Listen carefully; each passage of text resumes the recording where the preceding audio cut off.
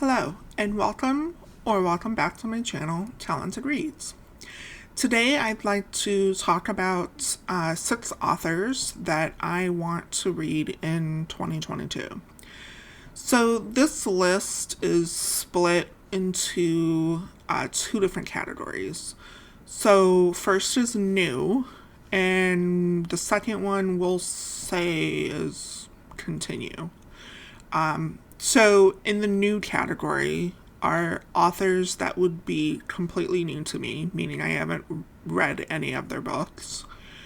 In the continue category, this would be authors that I've read maybe a couple books from, but would like to read more from their new and backlist. So let's run through the 3 authors in the new category. First is Adam Neville. I have 4 books of his on my shelves. Cunning Folk, No One Gets Out Alive, Last Days, and The Ritual. Now, I did actually get a jump start to this, and I did read Last Days back in January. I really enjoyed it, so I'm hoping that's a good sign of things to come. So next is Sarah Daley. I have 4 books of theirs on my shelves. They are The Echo Wife, Upright Women Wanted, Magic for Liars, and American Hippo, which is the complete River of Teeth duology, which consists of River of Teeth and Taste of Moreau. There is a comic book series called Eat the Rich that Sarah has that I've been trying to get my hands on, but I'm having some difficulty. It sounds really interesting, and the cover art is amazing. So hopefully I can track that down and pick that up this year. There is also a new 2022 release coming in July, I believe, called Just Like Home. From what I read, I think this is a haunted house story, which I'm pretty excited about, and the cover is very intriguing. So I'll be picking this one up for sure. So the last author I have in this category is Akwaeke Emezi. At this point, I only have 1 book of theirs, which is Pet. However, I have an order coming. I was hoping it would be here by the time I filmed this video, but no such luck. And the books I have in that order are Freshwater and The Death of Vivigoji. So they have 2 new releases coming out this year. Bitter, which is the young adult release. I think it's coming out this month, and actually at the time this video goes up, it's probably already out. But Bitter is a prequel to Pet, but from what I understand, you don't really need to read Pet before reading this. It's kind of, I guess, more like a companion novella. So the adult release is You Made a Fool of Death with Your Beauty, which comes out in May, and this cover is absolutely gorgeous. I have been wanting to read Akwaeke Emezi's books for some years now, so I'm excited to finally get to their books. So now let's run through the 3 authors from my continue category. First is Jeff Vandermeer. So I picked up and read Annihilation several years ago, and at first I wasn't sure that I liked it. I think I only gave it like 3 stars. But I've actually thought back to that book a lot after reading it. And then I decided to watch the movie, and I really enjoyed the movie. And it's one that I've rewatched, and I get something different out of it every time I rewatch it. And so I just have a feeling that if I were to reread Annihilation, I could probably get more out of it the second time around. So Annihilation is the first book in the Southern Reach trilogy, and I have the full trilogy, which includes Authority and Acceptance, which is book 2 and book 3.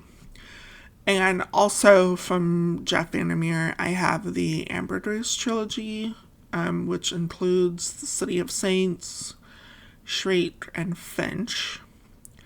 I will say my OCD is happy that these are very similar. I hope the publisher continues that with some of his other series.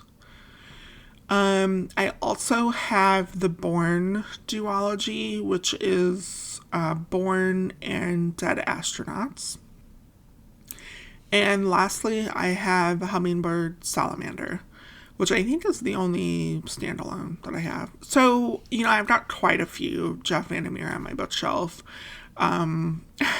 There's some big boys in here, so I'm not making any promises to get to all these this year, but definitely would like to make a dent for sure. So next is Stephen Graham Jones. The 3 that I have read of his are Mapping the Interior, which is a novella. I've also read Mongrels and The Only Good Indians, which are his full-length novels. Now, I gave each of these 3 stars, which isn't bad, but I wouldn't consider any of them favorites. But I continue to pick up his books because I really do like his writing style, and he always seems to be creative with his stories and characters. I've got quite a few of his books because I'm determined to find a favorite. So the books I have are The Last Final Girl, which I actually couldn't find to show in the video, but I know it's hiding somewhere in the house. I also have Night of the Mannequins, After the People Lights Have Gone Off, which is a short story collection, and My Heart is a Chainsaw. I like that he does a mix of some of these shorter novellas as well as some full-length novels. I think that kind of gives a mix of something for everybody to enjoy. Also, I think that gives him a little freedom as a writer, which is kind of cool. Also, there's a new release coming out called Don't Fear the Reaper, which I believe is a follow-up to My Heart is a Chainsaw. I thought this book was coming out like fall of this year, but when I just checked prior to making this video, it looks like it got moved to 2023. So I'm not sure now, but looking forward to it whenever it does come. So lastly for this category is Silvio Moreno Garcia. I've read 2 of her books, Velvet Was the Night and Mexican Gothic. I did give both of them 3 stars, so, again, not a bad rating. I did enjoy them. They just weren't favorites.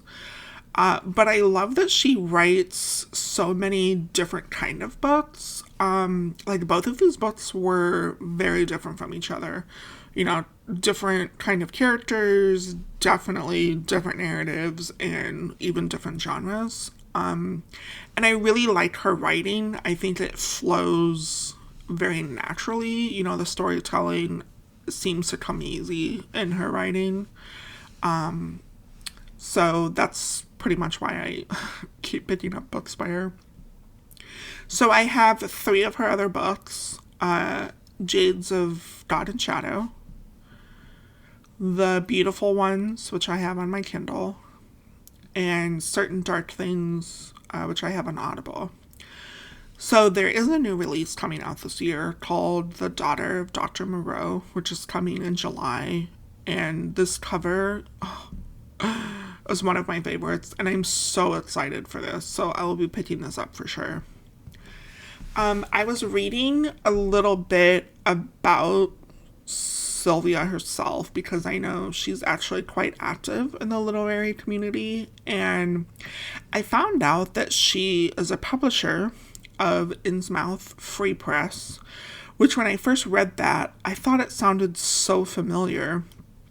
And then I realized that one of my favorites from last year was from Innsmouth Free Press, and that was The Root of Ice and Salt. This is a republished novel, and I really enjoyed reading this, and Sylvia wrote a foreword for the book, which I also enjoyed reading, so I thought that was kind of cool. So that's the last of the authors that I've chosen. Obviously there's a ton more authors that I really could add to the list, but 6 seemed doable for this year. And also I would like to note that, what I touched on for as far as their books is really only a subset of what they've published. So I would really encourage you, if you're interested in any of them, to look at all the books that they have and, see if maybe there's something else that would be a better fit for you. One additional note, when I was researching the books, I came across a selection of Amazon original stories. So if you're not familiar, Amazon publishes these short stories, and they do it as part of a collection. So there's usually 5 books. Most of the collections are, all 5 books are from different authors.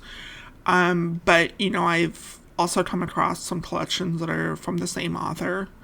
And these really are short books. I've read from the Bloodlands collection before, which is like a true crime collection, and am currently making my way through the Out of Line collection.